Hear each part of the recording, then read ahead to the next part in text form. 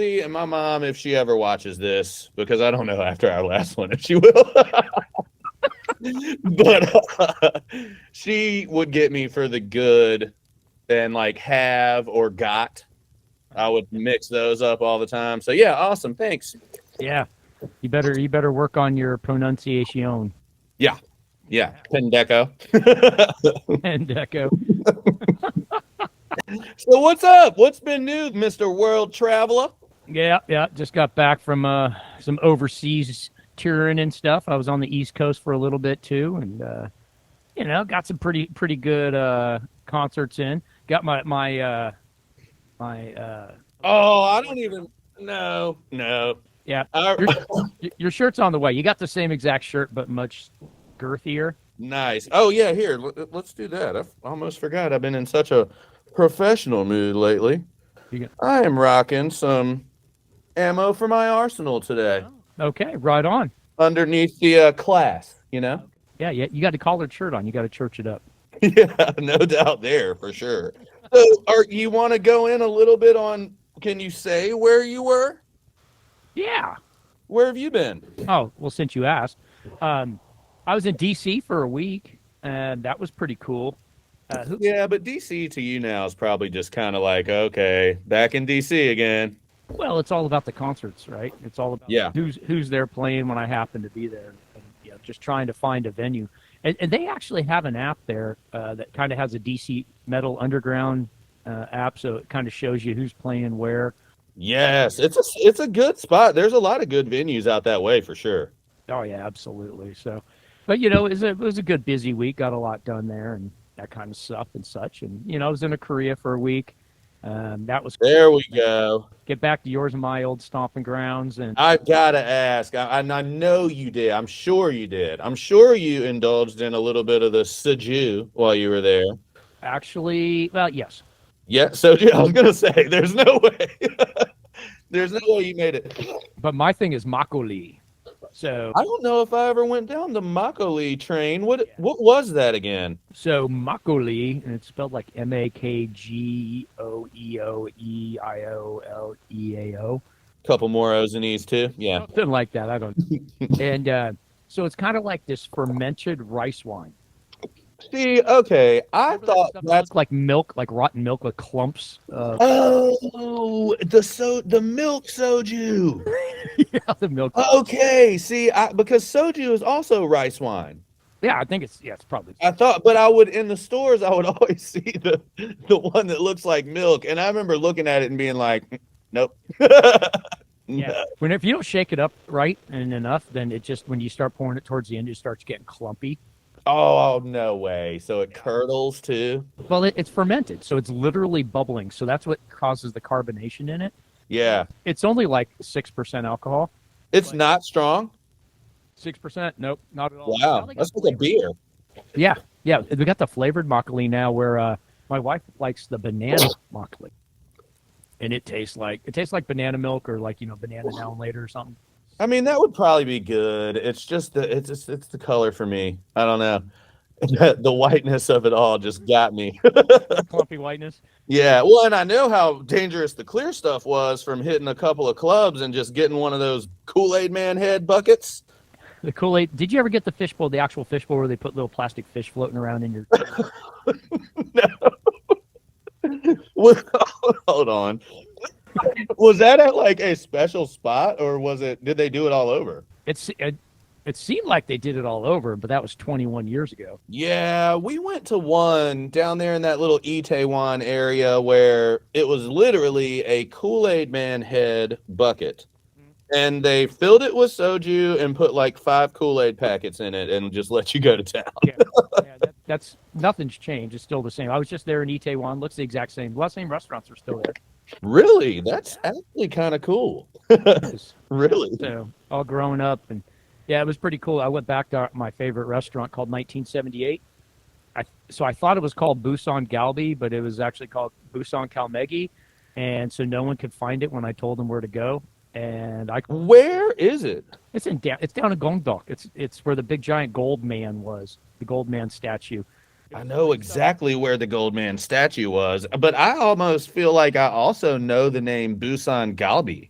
So now I had to get educated. Busan Galbi was that one you kind of went up the hill, and it was upstairs, and that was on the hill. And it was like really nice.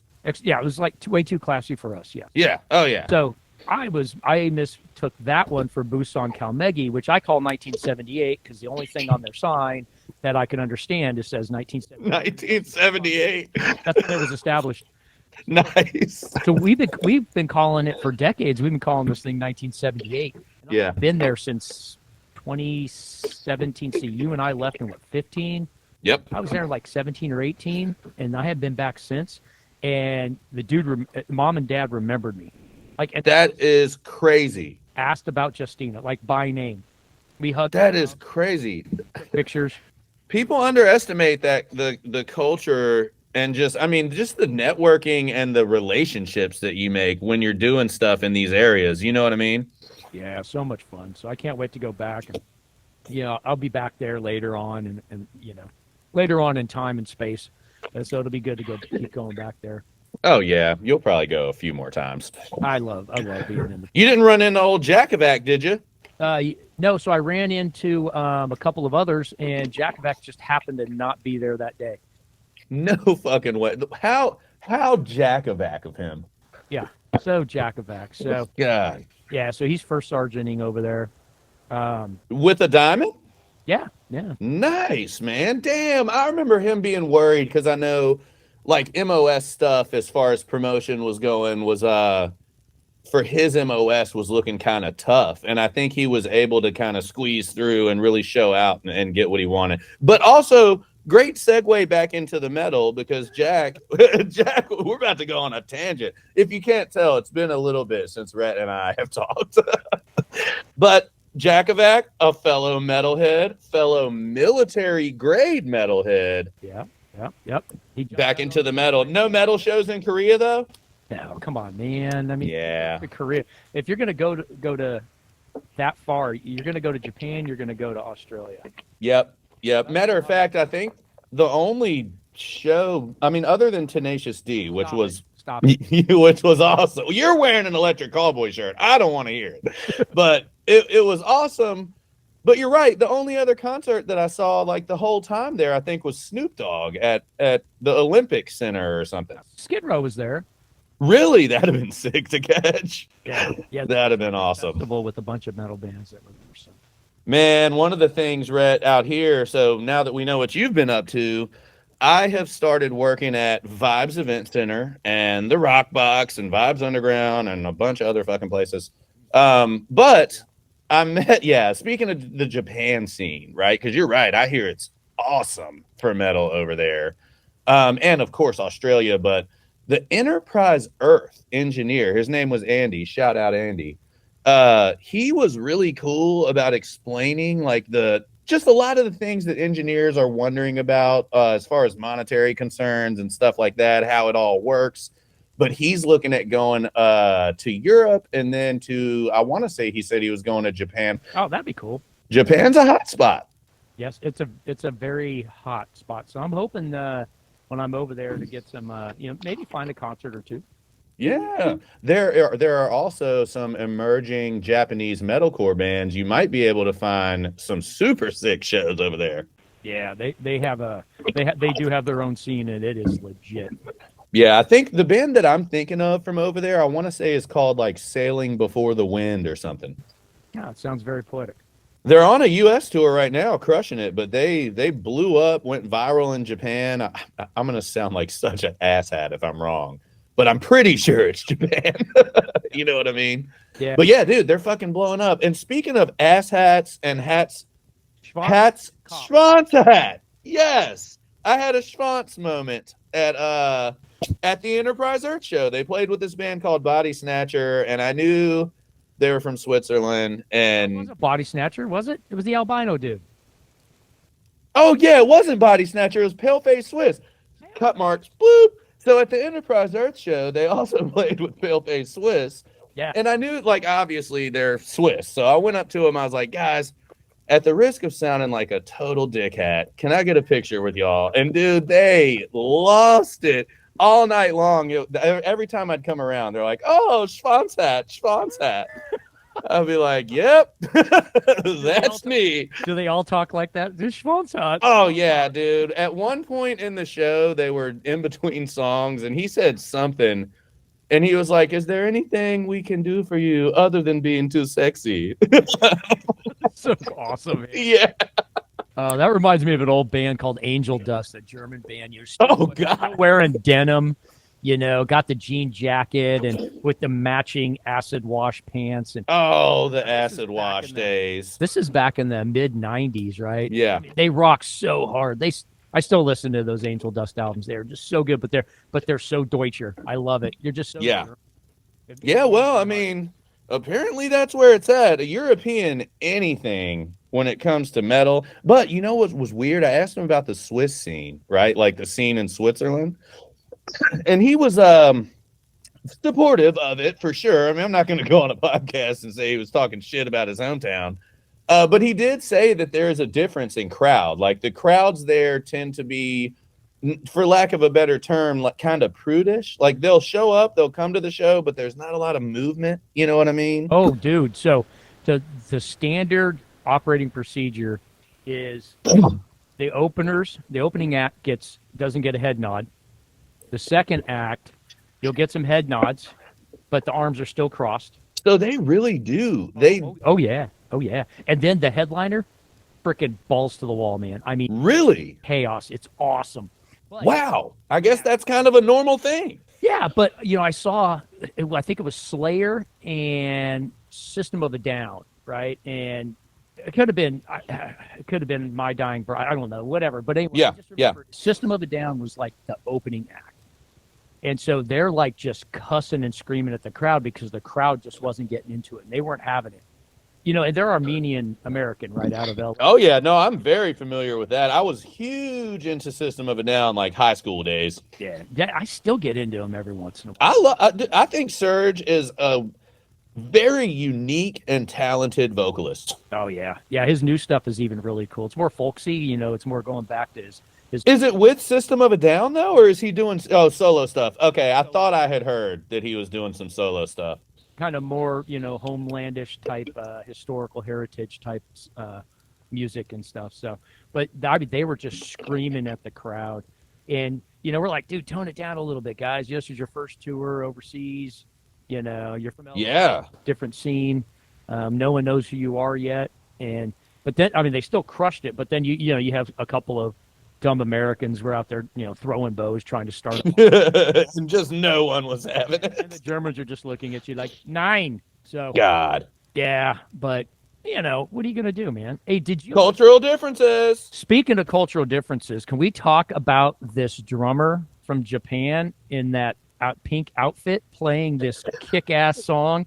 Can you insert that here, or at least a tidbit of minute? Yeah, oh yeah. Oh yeah. 30? Dude, so what's funny about that? What's hilarious about that video is that it's a thing right now. There's another guy, and he runs these videos, and he's like, what it's like when your church hires a metalcore drummer, and he just goes in there and starts going off. But yeah, that guy in the pink suit going ham on those drums is too crazy. Dude, I'm watching him right now. I can't stop laughing. And then the girl behind him, she's wearing like this, like a striped jacket, and she got her little blonde hat on and wig and stuff, and she's all sitting there doing this. All kids music, man. It's ridiculous.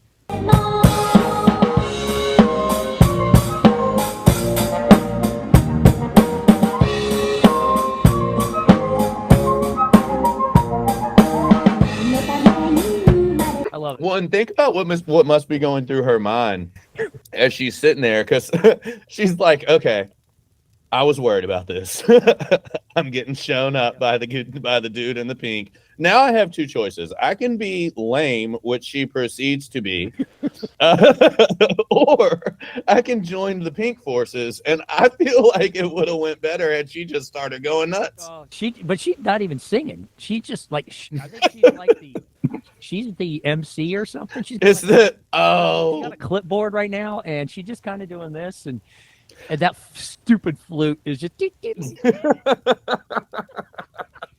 And dude's like, Oh, he was just wailing on these drums. to me though, that one is good. That's a good one. But my of the three that you sent me, I think my favorite is the motherfucker.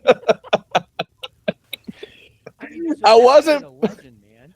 Yeah, dude, I was not prepared. Like, I was expecting to hear a shitload of people in the crowd, and maybe like you had to make out a motherfucker in there. No, no. At the very end of this, we'll play this Iron Maiden video. It's At the track very, It's what is it? It's track number 5, Revelations, from the Iron Maiden Live After Death album.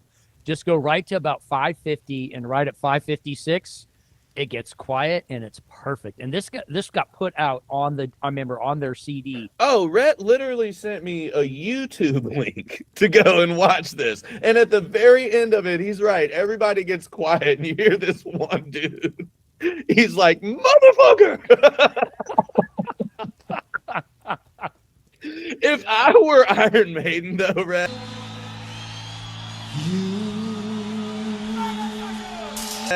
there's no way I wouldn't have that in there. Yeah, how they could they had to back, because this was way back in the day, right? Yeah. I mean, Yeah, I think the video said like the 80s or something. 89 or something like that, but they had to leave that in there on accident, right? Because you can't leave cussing was, a big deal. Oh, especially back then because of the FCC. Yeah, and I mean, just they had they probably just let it go. But the how they talked about marijuana and how they wrote that album, Rhyme of the Ancient Mariner, was written by Sir what's his name, and he was on drugs. Yeah. He wrote that.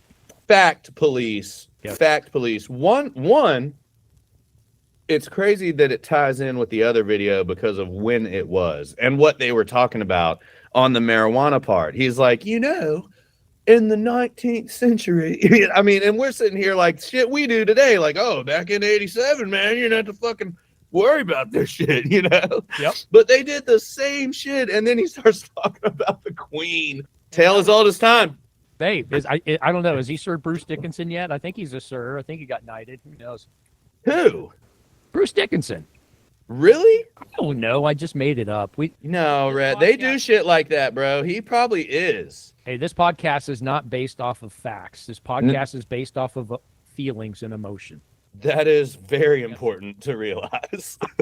We tried to do the motherfucker thing back in the day. I was at This is what sparked this whole thing, Rhett, is you go ahead and retell this story, because I don't think I quite got it, but now I really want to after seeing that. So Iced Earth was coming out with their album. This was 1998. And you were in Europe? I'm in Germany. Okay. I'm at Wacken. God damn it. They're one of the headliners. They're on one of the big stages during the day, and they're recording a live album. And they're getting the fans all, lathered up for a live album. And stuff. Oh yeah, clap now. And so as they're going through this, every time there was a quiet moment, we would just say, "Lick the Toad." Don't know why we picked "Lick the Toad." We just wanted to get something that we thought was funny and witty, which it's not. It's obnoxious and stupid. And so we would just scream this out way more than we needed to. So, like they probably just threw the whole thing away. I don't even know if the video ever did. I was gonna ask, did anything ever come of it? You never got like a Lick the Toad one day in a bar, and you're like, "Holy shit, that's me." I know. I gotta do some more ice. I gotta just do some research, man. That's what we do here at Military Grade Metal is deep research deep.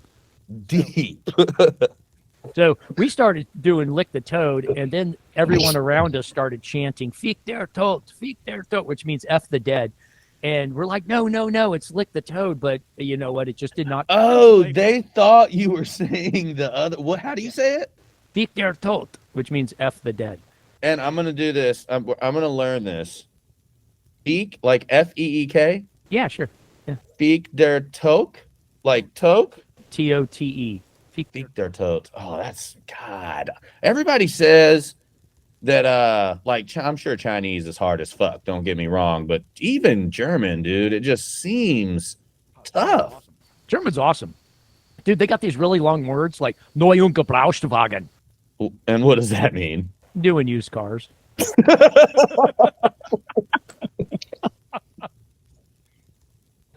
Millions to browse to flood slogging blogging. That's it. You Yeah. and use, I don't know, what'd you say, scrapers or tongue scrapers or something? Oh yeah, no clue. Speaking of which, with coming along with your Electric Callboy shirt is your Christmas tongue scraper. I got it right here for you, right here. So it's going in the mail. Oh, so okay. You were asking me, have I seen those? And I did in the store the other day. Yeah. So you just bend that puppy and fucking, I buy them in bulk from India, so you know they're good. you know, you know they're good. Yeah. Don't worry about the rust that comes on later. Whenever. No, that's what they do. They make those tongue scraper factories. They take all of their profit money from the telephone scams, and then they run it right into the tongue scraper factories. I'm telling you. We got to go here real quick, Rhett, because I hit an ADHD thing, but it's worth it. Right after RASP, we went to Panama City Beach, and it was kind of different. I got trashed and ended up falling asleep on this hotel balcony, and woke up like 6 miles away from my hotel on some random hotel balcony.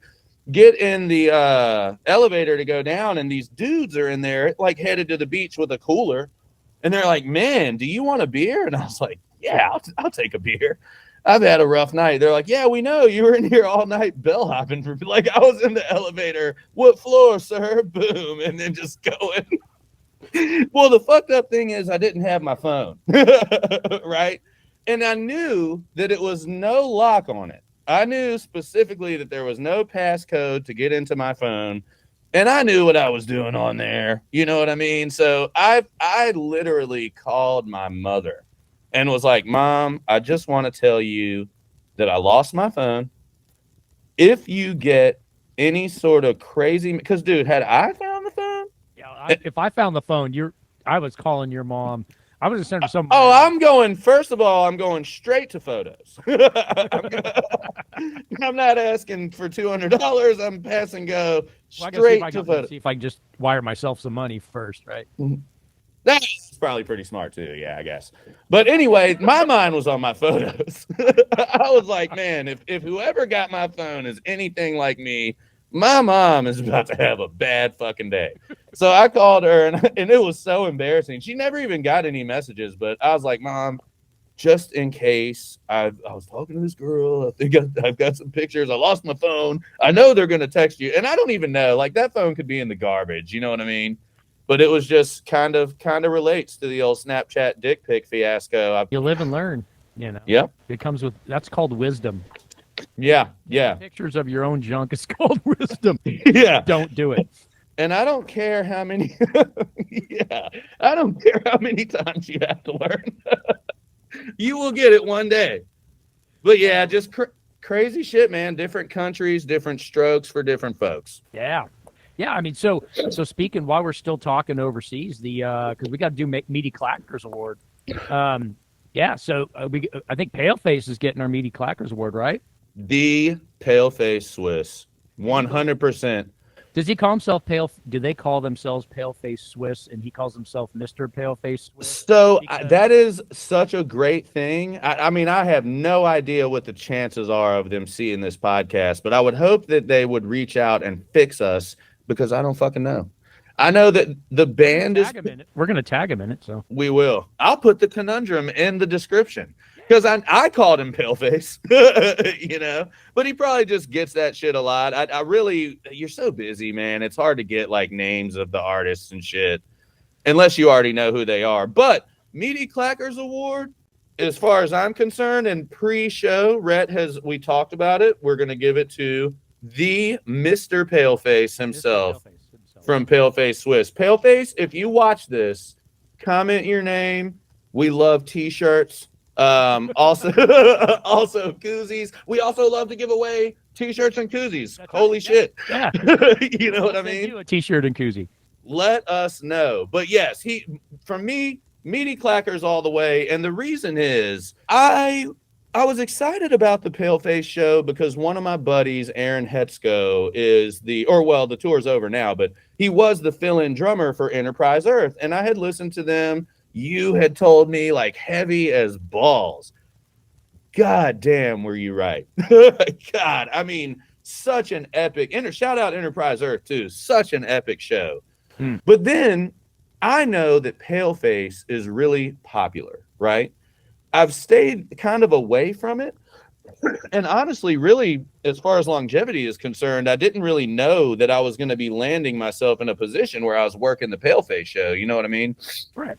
But when they came out, it was just one, their music was epic. He was jumping off the stage into the crowd. They were surfing him back and shit.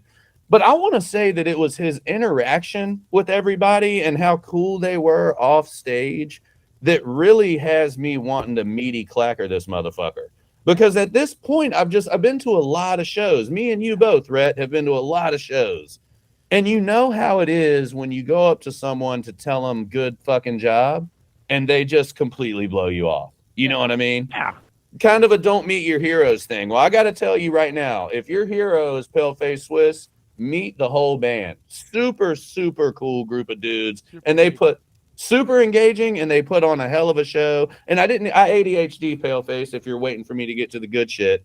But the coolest part was just what he was talking about. He would take intermissions between songs and hit on real topics that involve like mental stability. I could tell that their main message through all the deathcore and the evil really is just an outlet to go and be yourself and feel mentally free. I think a lot of people struggle with that, bro. Well, that's what we are here, right? We're a couple of ADHD kids, and we're trying to help with suicide prevention and yes, benefits and how to cope and remember.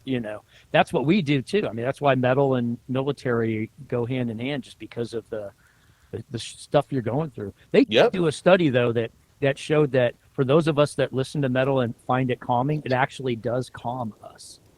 Yeah, there was some scientifically. Yeah. Wow. Yeah, so it was pretty. It's cool. Science, it's good. And you know what? I just referenced science. So, go look up science, and you'll see it there in the science section. We're gonna get a piece of mail in like a month that said literally the return address is gonna be 1414 Science Lane. You owe us 50 grand, you idiots. That's not science. Oh. Well, speaking of cool bands, I went and saw Beast in Black with and they had Dance with the Dead open for them. Only two bands, and it was my second or third show in Seattle. And oh, that's right. That one was not. It was Electric Callboy was Portland. Portland, yeah. Well, so we get there, and we're waiting in line, and I learned that Seattle is not as welcoming and friendly and be yourself, and neither is Portland. Honestly, it's like if you're not weird, like exactly how we want you to be weird, then F you. Yep. And it's the same thing in Seattle, right? But they got a ton of laws, so those that came before us must have really screwed things up. Where I'm trying to think of, wasn't the Knitting Factory up there? No, Knitting Factory was in Spokane. That was right where I used to work. That's right. That's right. Side of the state, over by Idaho, right? Okay. And so I go to this venue that I don't remember the name. I'm not going to look up. I don't care. Hopefully. Yeah. You're talking about back in the day or recent this time? Yeah, this time. Okay. Yeah. And so we get there relatively early. I'm like, okay, the show starts at 7. The doors will clearly open at 6. Yeah, you got to go in and mingle and pregame. Yeah. So we're waiting in line. It's raining out. Well, we just happen to get in line behind these other weirdos, and they're and of course I'm with the guy from Cameroon. I'm with who speaks French. I'm with a really tall dude wearing a cowboy hat, cowboy boots. And, oh God! And then me, and diversity. Oh yeah, we're diverse as shit. And so we go up to the line, and there's this group of folk, and we start having a good time. And this kid, he's got this big giant puka shell or something, some kind of big giant fossilized thing in his nose, right? Oh God, yeah. Septum. Yeah. So he's got his backpack with him, and he's got these big old waders. He must have just come from work, right? Yeah. Well, he disappears with one of the girls after, we're just making small talk and having a good time. he goes back of the line, comes back, and he's got this can of cider or something like that. Right. And so one of the bouncers is walking down the line. He's like, "That's alcohol. You can't come in." So he's like, "Okay, cool." So he chugs it, and we throw it in the trash can. So we move up in the line finally at 7:00. Like the band's getting ready to go on, and there's like 0 people Wow. because we're still trying to get in the door. And so while they're, we had a few minutes before they actually started, and like we went in before him, and then they wouldn't let him in. They're like, "No, you can't come in here."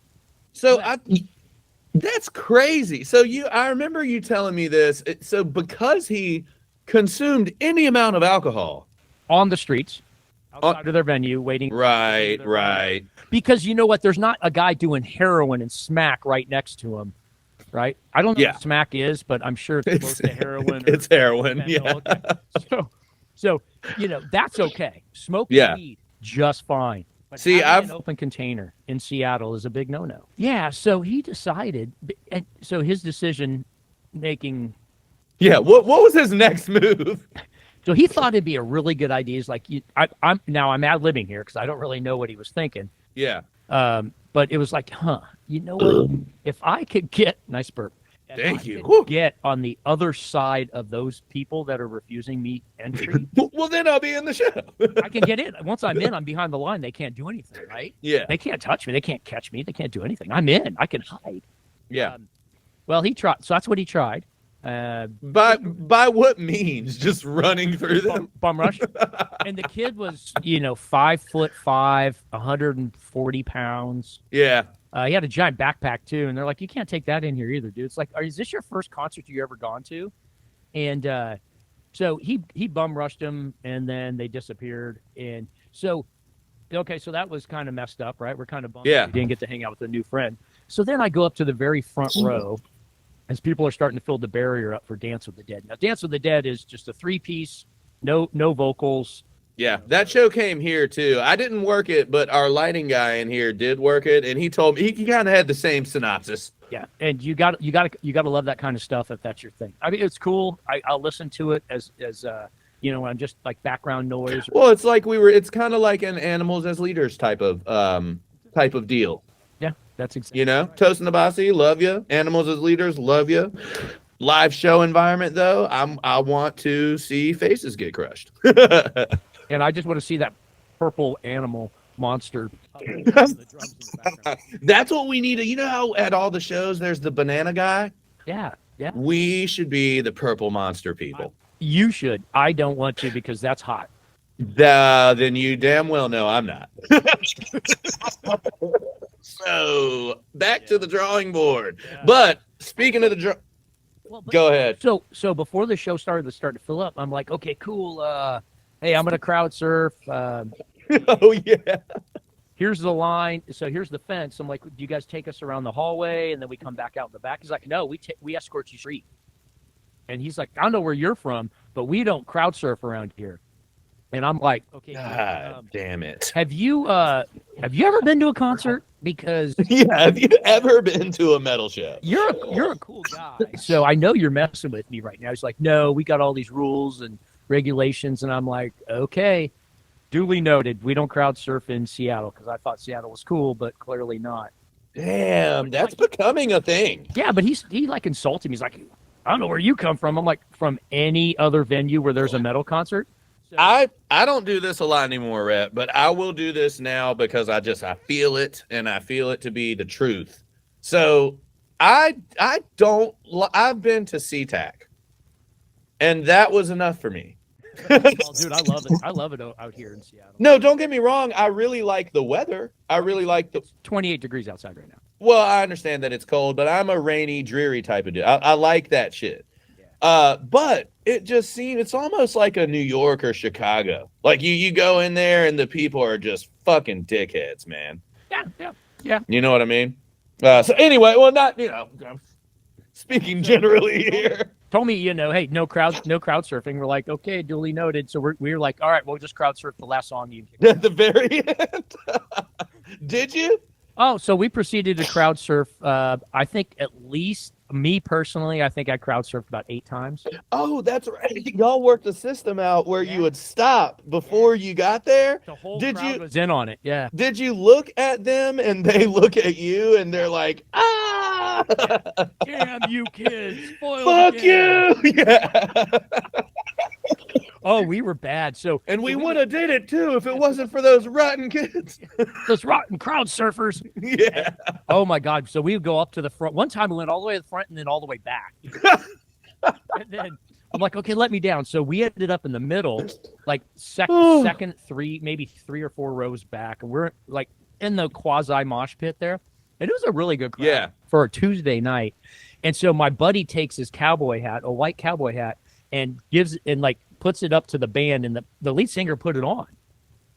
And so, I mean, he had the hat on, and then Nice. 2 or 3 songs, we got videos of them all passing the hat around. They all wore it. And this is why I love this band, Beast in Black, right?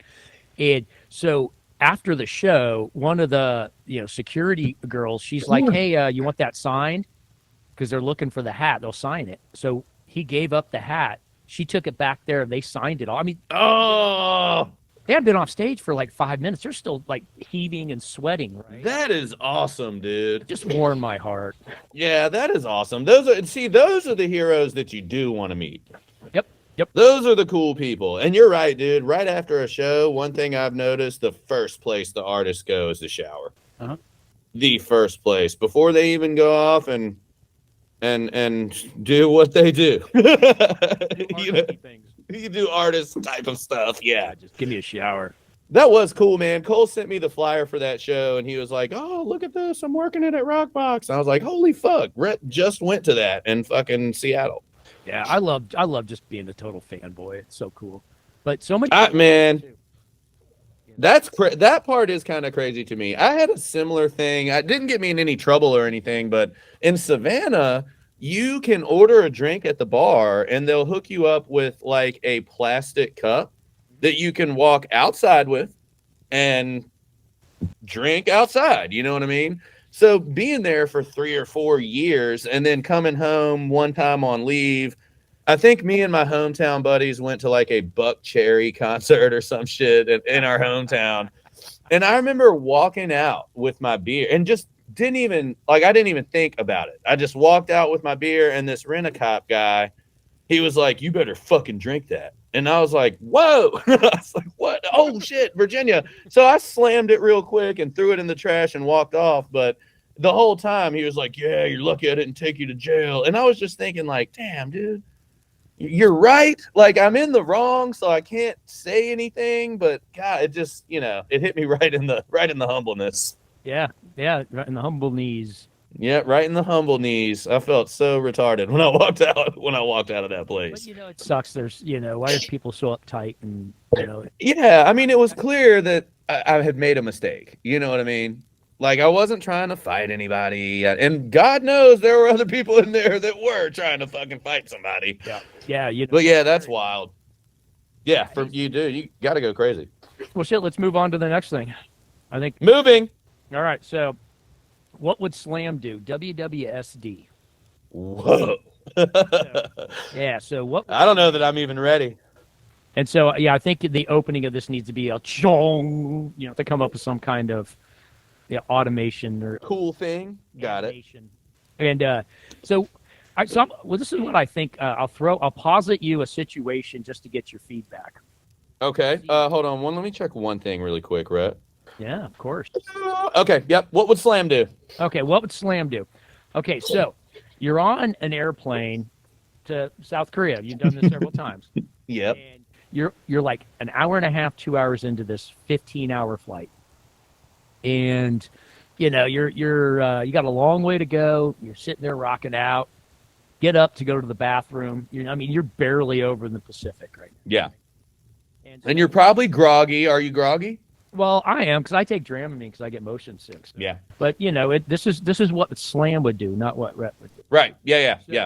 So then you got those nice earbud pros in your head, So you got your earbuds in your earballs, and you're just rocking out. You get up. Hopefully, you put your shoes on, because if you go to the bathroom in your socks, that's effing disgusting. So Yeah. Yeah. You head over to the toilet, and you're sitting there just kind of rocking out, and all of a sudden one of your earbuds, while you're rocking a piss, one of your earbuds falls into the blue goo, Ooh. and you're pissed. Now, I mean, this. Whoa, that wasn't a part of the pre-discussion. So you pee on it. Well, you're peeing. Okay. European. So, all right. And then all of a sudden it falls out of your ear because you have to, for some reason, you feel obligated to look down. I'm getting really specific on this, but No, I'm glad because it might change the outcome. So let's go from there. Let's go from there. So what would I do? Yeah. Well, what would you do from that point? Are you gonna pick it back up and wash it off real quick and put it back in and not tell anyone? Are you gonna let it, flush it and let it plummet to the earth in a ball of frozen blue goo? What are you gonna? How would you deal with this situation? It's a brand new pair of EarPod Pros of mine that I own, that you own personally. Not that I got from the airplane on the airplane. No. Okay. All right. No. Because that's always not even a solid. Like that's like a mushy backup plan if you have a horrible, horrendous act like this happen to you. So I'm not going to be dramatic. I got to lay it out first. I'm going to be 2 hours into the flight, man. I'm probably 5 or 6 whiskeys in at this point. So I'm going to do things that normally maybe I wouldn't do, So I'm already thinking like my face feels good and I'm going in there. I'm breaking the seal once and for all on this 12-hour flight. And I've already started pissing. Yeah. Okay. All right. Yep. Left to Suffer comes on, and you're kind of, it just comes on, and you just start kind of plops out. Okay. First of all, there's no comparison between the sound from an earbud, from an AirPod Max, to those shitty airplane headphones. So you're going to be already tempted to be like, no one will know. I'll reach in real quick and boof. I gotta say, in the world of slam, with all the conditions being taken into account, I know exactly what I'm gonna do. I'm gonna pick it up.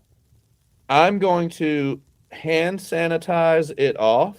Now remember, everyone at home, airplane shitters do not have a stock of the blue goo. It's just fucking plastic and metal, and then when you flush, it's like, and it sucks it all out. But remember, so it just this toilet's already 2 hours into. It's just gone trained by half. Oh, it's raunch in there for sure. This is definitely that's where the whiskey comes in. I don't know that normal Mark would. Maybe I'd probably let that go. But I'm gonna try to make things work. So I'm gonna get it out. I'm gonna hand sanitize it. But here's the kicker: if I smell it after, and there's any inkling of urination, even though I know it's my own, I'm gonna chalk it up to other people. Like you said, they've been running it hard on this bathroom for 2 straight hours, and no one's holding back because they know they're going to be on there for 12 hours. So there's probably a few shits in there. Man, this is tough, but I'm going to try to save it. Okay. I'm going to try to save it. And knowing how organized you are, you're not going to have brought backup the rubber ear hole thingy. I might not even have the second one to begin with. So that factoring it all in, folks. That is what you got to take into account. So what would Slam do? I don't want to say that I would walk off the plane with that earbud, but I 100% and then some would for sure try to salvage it. I'm definitely picking it out of there. Okay. And then a couple of days later, you get to Korea, and all of a sudden you're I've got chlamydia in my ear. Like doctor's like, how do you get in your ear? Let me ask you a weird question. Have you fucked a koala bear lately? Did a koala bear lick your ear?